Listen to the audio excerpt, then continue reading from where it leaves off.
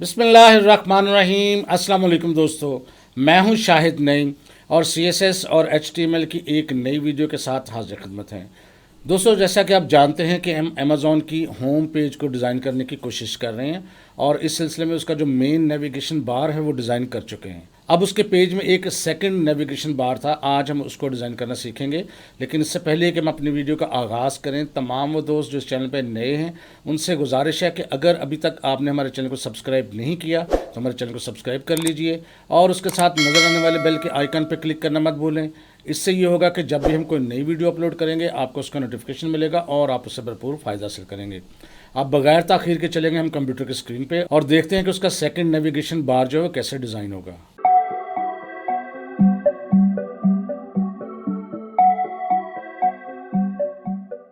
तो दोस्तों, इस वक्त हम अमेज़ॉन की होम साइट पे मौजूद हैं और इसका जो फर्स्ट नेविगेशन बार था वो हम डिज़ाइन कर चुके थे। यहाँ पर देखें, उसका आपको प्रीव्यू भी नज़र आ रहा है। अब हम देखेंगे उसके नीचे एक छोटा मेन्यू बार है जो तकरीबन ग्रे से कलर का है, डार्क ग्रे कलर का। आज ये हम डिज़ाइन करने की पूरी कोशिश करेंगे। अब ये कैसे होगा इसके लिए हम देखते हैं और चलते हैं सीधा हम अपने कोड एडिटर विंडो में उसको डिज़ाइन करने की कोशिश करते हैं। तो दोस्तों, यहाँ पर HTML की फ़ाइल में मौजूद थे हम। याद रखिएगा कि ये जो ऊपर डिव क्लोज़ हो रही है ये हमारी नेविगेशन बार थी। अब आपने इस डिव के अंदर काम नहीं करना, इसको मैं यहाँ पर क्लोज़ कर रहा हूँ। इस डिव के बाहर आपने काम करना है, यानी इस जगह पर। और यहाँ एक नई डिव बनाएंगे, उस डिव का नाम जो रखेंगे उसके अंदर ही हमने सारा काम करना है। तो उसका नाम मैं यहाँ रख देता हूँ बार 2 रख दें या सिर्फ बार रख दें। मैं सिर्फ बार ही रख रहा हूँ, यानी इस बार के अंदर हम काम जो है वो करेंगे। और इस बार को मैंने यहाँ डिफ़ाइन कर लिया। सबसे पहले इसका हम सारी सेटिंग कर लेते हैं और इसकी कोड एडिटर विंडो के अंदर CSS की कुछ स्टाइलिंग लिख लेते हैं।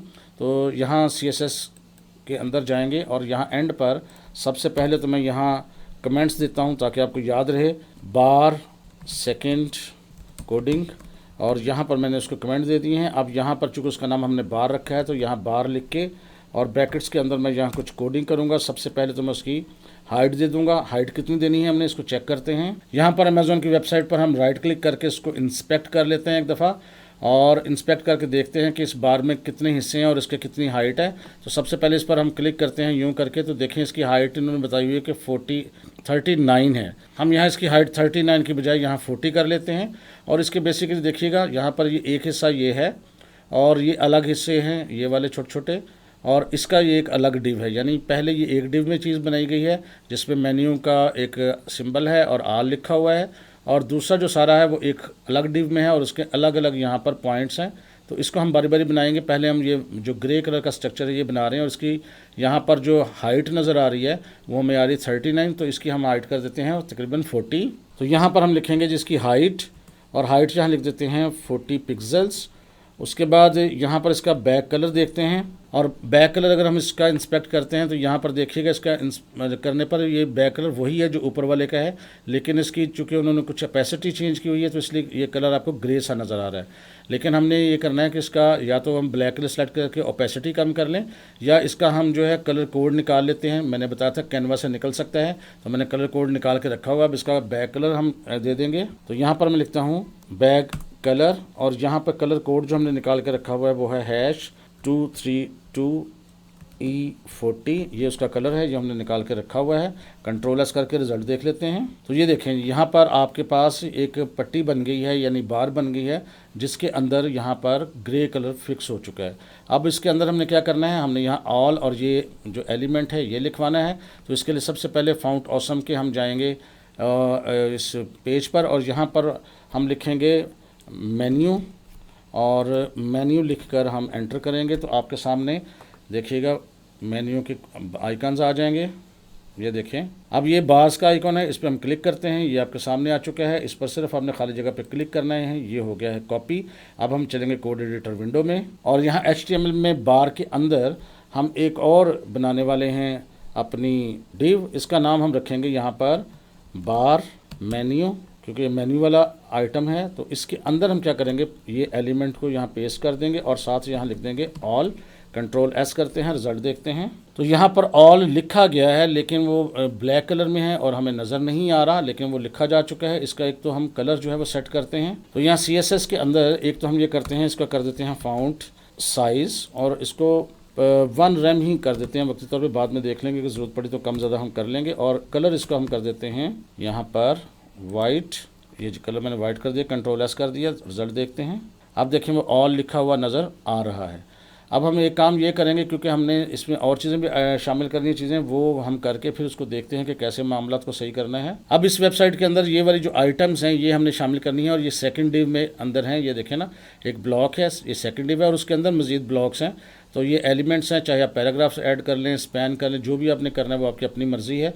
हम इसको पैराग्राफ के ज़रिए कर लेते हैं। तो कोड एडिटर विंडो में चलते हैं। अब यहाँ HTML के अंदर हम एक और डिव बनाएंगे, यानी ये बार के अंदर ही एक और डिव बनाएंगे, और इसका नाम रखते हैं, यानी इसकी क्लास का नाम रखते हैं डॉट डाल के बार आइटम्स, और एंटर प्रेस करते हैं। इसके अंदर हमने इसको बनाना है और पैराग्राफ की शक्ल में बनाएंगे, पी लेके एंटर करेंगे। अब इसके अंदर लिखना क्या है, ज़ाहिर हमें बार बार वहाँ से देखना पड़ेगा। तो मैं काम करता हूँ, ये कोड एडिटर विंडो जो है थोड़ी सी हम यहाँ पर नीचे कर लेते हैं, ताकि आपको यहाँ पर नज़र आना शुरू हो जाए। ये देखो ऊपर से नज़र आ रहा है, ये मैंने सिर्फ मूव किया, इसलिए परेशान नहीं होना। ये कोड एडिटर विंडो आपकी अलग ही होती है। तो इसके अंदर मैंने यहाँ टाइप करना शुरू कर दिया। सबसे पहले मैं यहाँ टाइप करूँगा today's deal, control enter press करके दूसरा पैराग्राफ डालेंगे, उसके अंदर लिखेंगे customer service, control enter press करके तीसरा पैराग्राफ, और उसके अंदर हम लिख देंगे रजिस्ट्री, कंट्रोल एंटर प्रेस करके नेक्स्ट पैराग्राफ, उसके अंदर लिखेंगे gift cards, control enter press करके आखिरी पैराग्राफ है उसके अंदर लिखेंगे सेल। और इसको आप चाहें तो मैक्सिमाइज दोबारा कर लें, और इसको कंट्रोल एस करके सेव करते हैं और रिजल्ट देखते हैं। तो ये देखें जी, ये आ तो चुका है, लेकिन इसका कलर वाइट है और ये नीचे की तरफ होगा। नज़र हमें नहीं आ रहा, नज़र इसलिए नहीं आ रहा, ये मुख्तलिफ लाइनों में है। और एक लाइन में करने के लिए आपको पता है, ये जो नेविगेशन बार हमने सेकंड वाली बनाई है, अगर इसको हम डिस्प्ले फ्लेक्स कर देंगे तो सारी आइटम्स जो हैं एक लाइन के अंदर आ जाएंगी। इसको करके देखते हैं। CSS के अंदर हम यहाँ पर इसको लिख देते हैं जी डिस्प्ले, और इसको कर देते हैं फ्लेक्स। अब देखते हैं रिजल्ट। अब इस रिजल्ट में ये देखें टूडेज़ डील, यानी पहला पैराग्राफ तो आपको नज़र आ रहा है आल के फ़ौरन बाद, लेकिन वो दूसरी इसलिए नज़र नहीं आ रहे क्योंकि हर पैराग्राफ जो खुद ब खुद लाइन स्पेस देता है। तो हम इसको भी सेट करेंगे, कैसे करेंगे, तो यहाँ CSS में जाके हम यहाँ कुछ यूँ लिखते हैं, यानी यहाँ पर डॉट बार और उसका पैराग्राफ, उसके अंदर हम लिखते हैं यहाँ पर डिस्प्ले, और इसको कर देते हैं इन लाइन, यानी बार के अंदर जितने भी पैराग्राफ हमने यूज़ किए हैं उसके डिस्प्ले इन लाइन कर दे। अब रिज़ल्ट देखते हैं सेव करके।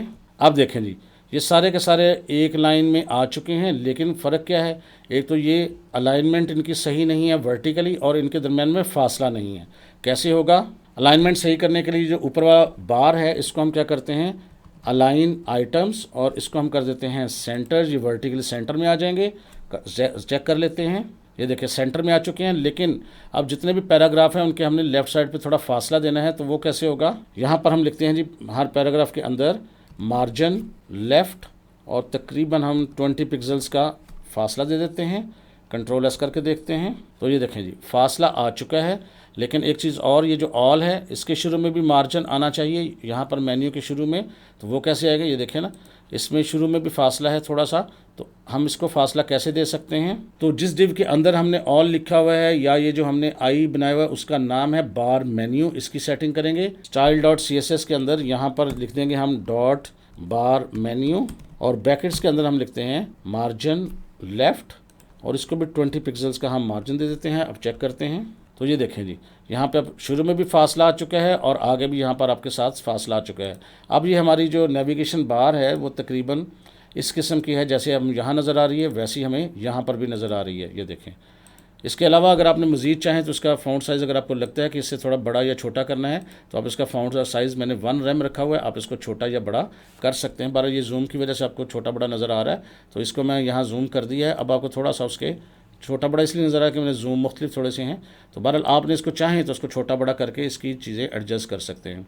नेक्स्ट जो पोर्शन हमने करना है वो ये होता है, ये जो बैकग्राउंड इमेज है इसका, यहाँ पर देखें ये मुख्तलिफ हो सकते हैं। यहाँ पर अगर हम क्लिक करते हैं तो इसमें काफ़ी सारे इमेज लगे होते हैं, तो आप कोई भी ले लें। जिस इमेज को भी आपने लेना है आपने राइट क्लिक करना है और इसको करना है सेव इमेज एज़, तो अब आपने इसको सेव कर लेना है।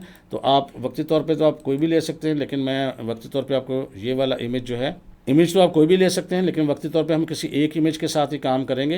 तो आप चाहें तो ये वाला इमेज ले लें, चाहे तो ये वाला ले लें, कोई भी। तो हम चले इस इमेज के साथ काम कर लेते हैं। अब इसको सेव कर लेना है आपने, और सेव करके इसको डिस्प्ले कैसे करना है देखते हैं। अब यहाँ मेन्यू बार के नीचे, यहाँ डिव से भी बाहर और हेडर से भी नीचे, क्योंकि हेडर के अंदर हमने नेविगेशन बार बनाया है, अब हेडर से नीचे हम यहाँ पर एक हीरो इमेज के लिए डिव बनाते हैं, और इसको हम कहते हैं जी हीरो सेक्शन का नाम दे देते हैं और एंटर प्रेस करते हैं, हीरो सेक्शन।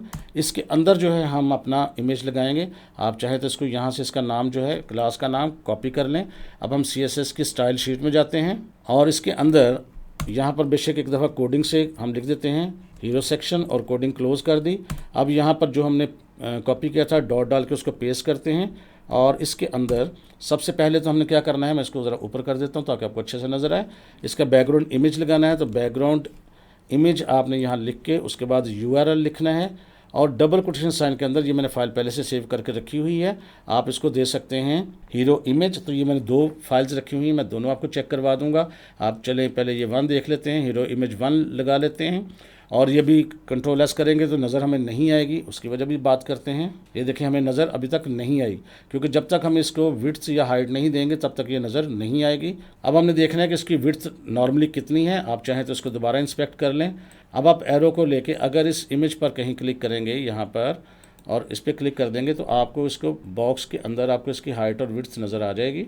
यहाँ पर देखें इस बॉक्स के अंदर आपको इसकी जो विड्थ है वो तकरीबन 1500 नज़र आ रही है पिक्सल्स और हाइट 600 पिक्सल है। हम हाइट एडजस्ट करेंगे और देखें फिर क्या होता है। इसके हम यहाँ लिख देते हैं हाइट और 600 पिक्सल्स। अब हम इसका रिज़ल्ट देखते हैं तो ये देखें काफ़ी बड़ा इमेज हमें नज़र आ रहा है। अगर हम इसका इमेज साइज़ जो है वो कवर कर देंगे तो ये बराबर यहाँ फिक्स हो जाएगा। तो यहाँ हम लिखेंगे बैकग्राउंड साइज़ और इसको हम कर देते हैं कवर। अब हम चेक करते हैं, ये देखें अब हमारी वेबसाइट भी कुछ इससे मिलती जुलती नज़र आ रही है। अगरचे हमने ये इमेज मुख्तलिफ लगाया हुआ है, यहाँ पर ये इमेज था। अब हम देखें यहाँ पर हमारी वेबसाइट जो है मिलती जुलती नज़र आ रही है। अगर आप चाहें तो ये इमेज भी लगा सकते हैं, मैं आपको चेंज करके दिखा भी देता हूँ एक दफ़ा। सिर्फ आपने ये करना है कि यहाँ फाइल का नाम जो है वो आपने चेंज करना है। यहाँ पर मैं लिखता हूँ हीरो इमेज, ये मैंने दूसरी फाइल भी रखी हुई है। कंट्रोल S करें और रिज़ल्ट देखते हैं। ये देखें अब हमारी वेबसाइट जो है वो काफ़ी हद तक जो है हमारी अमेज़ॉन की ओरिजिनल वेबसाइट से मिलती जुलती है। ये देखें जी, तो काफ़ी सारा काम हमने कर लिया है। तो दोस्तों अब हमने उसकी शक्ल जो है वो काफ़ी हद तक बिल्कुल रिजेंबलेंस पैदा कर ली है जो उसकी ओरिजिनल वेबसाइट है। आप यहाँ तक इसकी प्रैक्टिस करें। मैं उम्मीद करता हूँ आज की वीडियो आपको अच्छी लगी होगी। अगर ये वीडियो अच्छी लगी है तो इसको लाइक कीजिए और शेयर कीजिए। इंशाअल्लाह ताला दोबारा मुलाकात होगी कुछ नई चीज़ों के साथ। तब तक के लिए इजाज़त दीजिए। अल्लाह हाफिज़।